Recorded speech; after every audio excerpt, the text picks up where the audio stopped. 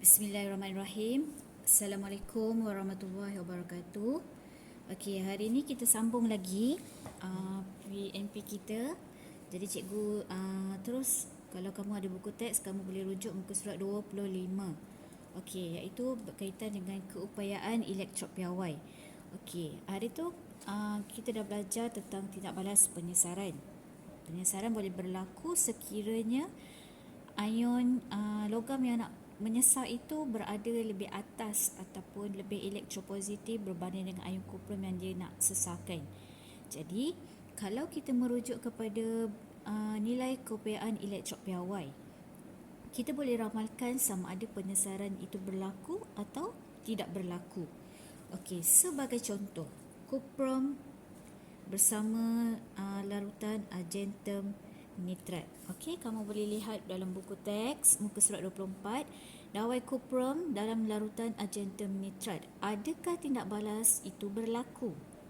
Okey, jadi dengan merujuk kepada nilai keupayaan elektrod piawai, kita dapat lihat di situ di mana nilai keupayaan elektrod piawai bagi kuprum, kalau kita kenal pasti pada muka surat 24, inot dia sama dengan positif 0.34 volt. Argentum nilainya sebanyak 0.80 volt. Okey, jadi kita nampak dua-dua nilainya positif, tetapi kita boleh anggap ini adalah paling positif, ini adalah paling negatif, ataupun ini kurang positif. Tetapi nak senang, kita tengok ini paling positif, ini paling negatif lah. Sebab ini positifnya 0.8, ini positif juga tapi 0.3. Jadi bila ada dua begini, kita boleh anggap ini adalah paling negatif. Jadi kalau ini paling negatif, bermaksud kita boleh ambil, okay, kalau dia negatif, kita kena ingat kita ambil yang ni, iaitu kita akan ambil yang kanan. Bermaksud ini adalah apa tu? Apa tu bermaksud dia adalah ejen penurunan yang kuat. Jadi ini adalah ejen penurunan yang lemah lah. Okey. Jadi kalau kita ambil yang positif, kita akan ambil yang jauh. Ini adalah apuk. Okey, ejen pengoksidaan yang kuat.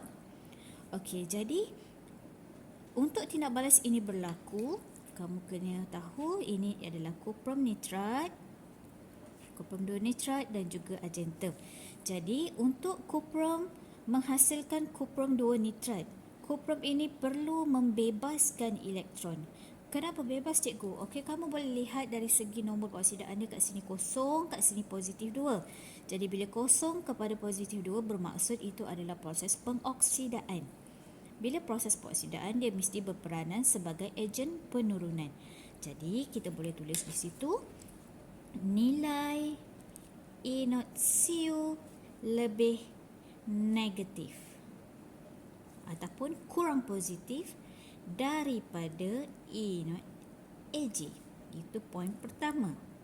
Jadi kita boleh kata kuprum ataupun Cu tadi adalah ejen penurunan yang lebih kuat, okey, daripada ataupun berbanding dengan argentum Ag. Ini apa tu? Ini apa tu lah. Okey. Jadi apa yang jadi? Atom kuprum lebih cenderung, lebih mudah membebaskan elektron untuk membentuk ion kuprum 2, Cu2+. Okey, bermaksud bolehlah berlaku. Kuprum nak jadi Cu2+, dia kena derma elektron. Jadi memang sifat dia lebih mudah membebaskan elektron. Sebab kita dah kenal pasti dia sebagai apatuk. Bila dia apatuk, dia lebih mudah membebaskan elektron. Ejen penurunan kuat, mudah teroksida. Kamu kena faham. Terbalikkan. Jadi kuprum mengalami tindak balas pengoksidaan. Okey, itu jelas. Jadi ini baru satu cerita. Kita baru cerita pasal CO. Kita kena cerita pula pasal AG. Jadi, apa cerita untuk AG? Nilai E not AG lebih positif daripada E not CO. Okey, jadi apa yang jadi? Kita kena ambil ion argentum, betul? Kalau positif jauh apa? Jadi ion argentum ialah ejen pengoksidaan yang lebih kuat daripada ion cuprum 2. Jadi ion argentum lebih mudah untuk bebas ke terima. Dia ejen pengoksidaan. Dia mestilah terima elektron membentuk argentum. Jadi ion argentum mengalami tindak balas penurunan. Jadi kamu nampak ada teroksida, ada yang mengalami penurunan. Bermaksud penyesaran itu berlaku. Okey, sebab dia berlaku antara ejen penurunan yang kuat jumpa ejen pengoksidaan yang kuat. Jadi kita boleh simpulkan bahawa penyesaran ataupun tindak balas ini boleh berlaku. Okey. Jadi apa contoh? Okey, yang lain. Kalau dia tak berlaku, kita kena cerita bagaimana? Okey, contohnya cuprum yang dimasukkan ke dalam larutan magnesium nitrat. Kita nak dapatkan CO nitrat dan juga magnesium. Okey, jadi kita kena cerita menggunakan dia punya beza nilai keupayaan elektrod piawai dia. Jadi kamu rujuk muka surat 24, kamu dapati bila kamu kenal pasti E not dia sama dengan positif 34 volt. Kalau Mg, kalau kita rujuk dalam keupayaan elektrod, kita dapati E not dia sama dengan negatif 2.38 volt. Okey, sekarang ni cikgu cakap ini dah tentulah paling positif. Ini senang sebab dia paling positif, paling negatif. Kita memang nampak ketara. Bila ini paling negatif, dah tentulah negatif, kita kena ambil kanan. Ini adalah apa tu? Kalau positif, kita kena ambil yang jauh kiri. Ini adalah apa? Okey, sekarang ni untuk berlaku tindak balas ini kena jadi ion. Ini kosong nombor pengoksidaan dia. Ini positif 2, bermaksud ini proses pengoksidaan. Jadi, bila proses pengoksidaan, Cu ini mesti berperanan sebagai ejen penurunan. Sekarang ejen penurunan, sekarang ni dia ejen penurunan yang kuat ke yang lemah? Lemah, sebab yang kuat adalah Mg. Jadi, kamu kena cerita satu-satu. Okey, kita cerita dulu. Nilai E not Cu lebih positif ataupun negatif.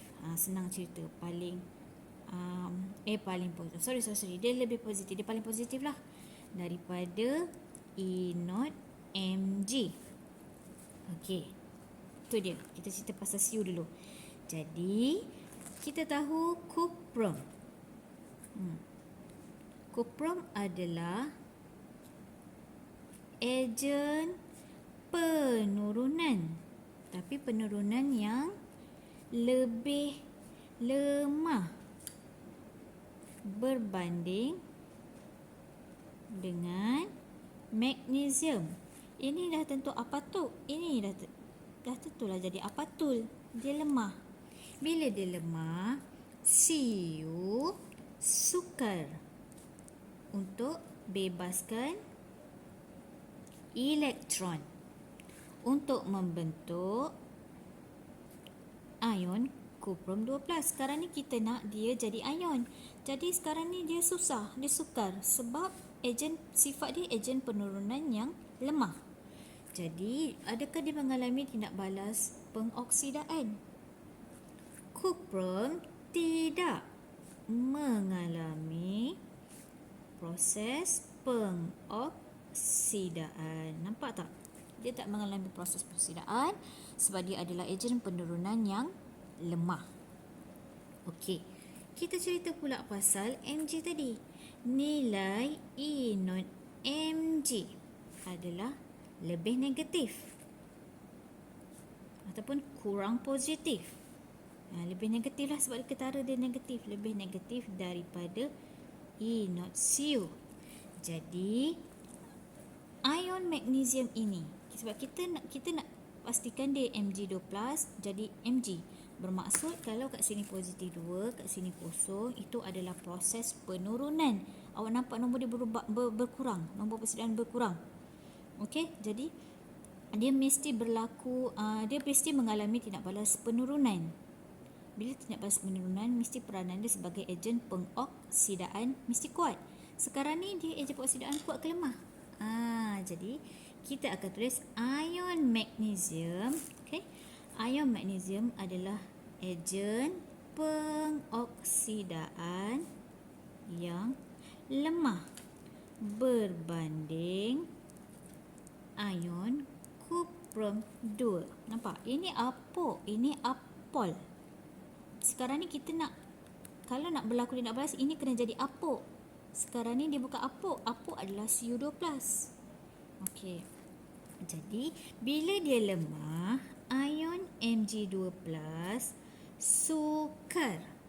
Kamu kena faham dia sukar. Sukar apa? Sukar terima elektron membentuk atom Mg. Jadi, ion Mg2+ tidak mengalami proses penurunan. Jadi, tindak balas penyesaran